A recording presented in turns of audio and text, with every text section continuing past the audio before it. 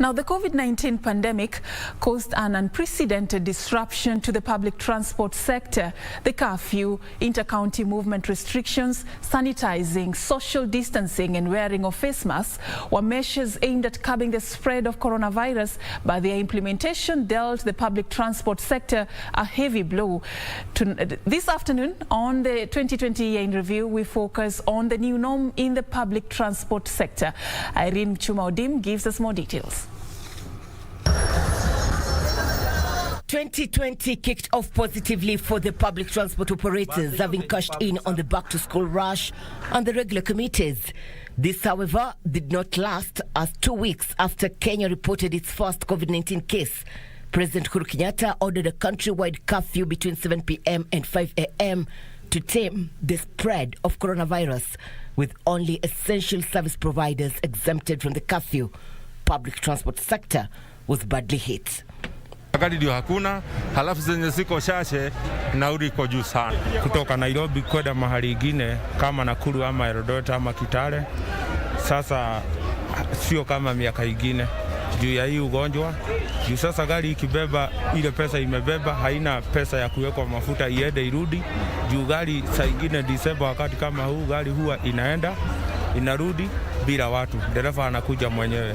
Siku hizi imebadilika. Kwa hivyo gari ikibeba mara moja inaenda inakaa station ile ingine. Si nzuri kwa sababu abiria wanasema kwamba labda ni gari, lakini kwa sisi pia hatupati sana majidi kulingana na vile kila kitu tunapoteza 1,000. Things worsened for the sector when on April 6th, 2020, the government imposed a 3-week ban on movement in and out of Nairobi, Kilifi, Kwale and Mombasa counties.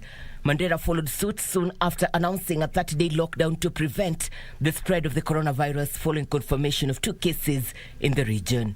So far, the county has 8 cases, the latest being 2 cases of urban refugees. Now, this is a dangerous situation. There are people on the road right now who this order is likely to catch them unaware, and as such we want to urge humane processing of the same as we firm up the lockdown process. The national government further directed all public service vehicle operators to wear masks and block any passenger not wearing one from boarding.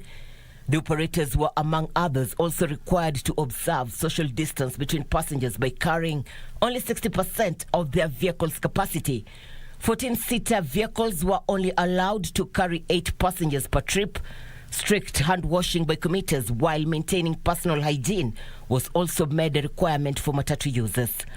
Passengers were also advised to wear clothes which covered arms and legs to avoid skin contact while on transit. However, both commuters and PSV operators to some extent compromised some of these measures, such as social distancing, especially in the crowded Nairobi city, where 48% of the city's 4.7 million residents use matatus daily. Juu hata sikibeba ile fare hawatateremsha.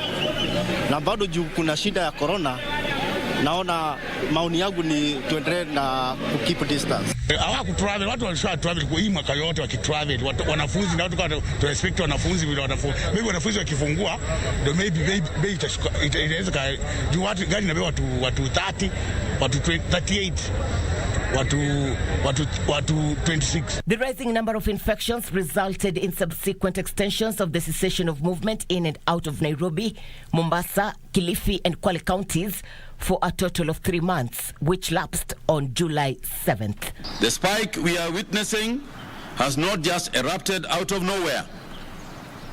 It has in part been triggered by wanton violations of containment protocols and advice from our experts. I am told that bars are neither requiring their patrons to observe social distancing nor asking them to wear masks, and they seem to be under the impression that sanitization at the door is a sufficient requirement for service. That once Jerusalem gets in, all measures go out. Enforcement of these measures also weighed heavily on long-distance truckers as neighboring countries also closed their borders.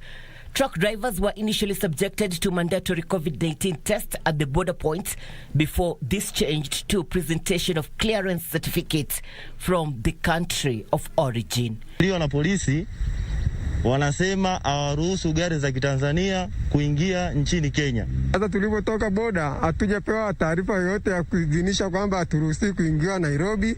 Tumeruhusiwa, tumepewa dokumenti zote. However, the delay in clearance at the one-stop border posts of Malaba on the Ugandan side and Namanga on the Tanzanian side, as well as the uneven application of the measures across borders, degenerated into a diplomatic row between Kenya and her neighbors.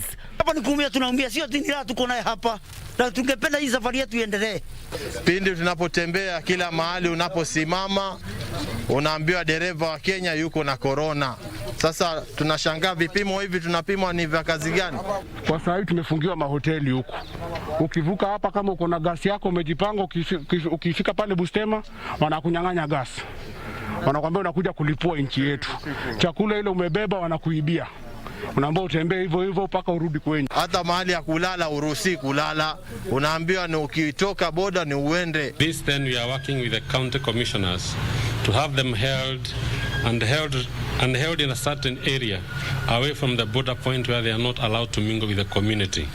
So we're working closely with the county commissioners to make sure that these holding areas are well manned.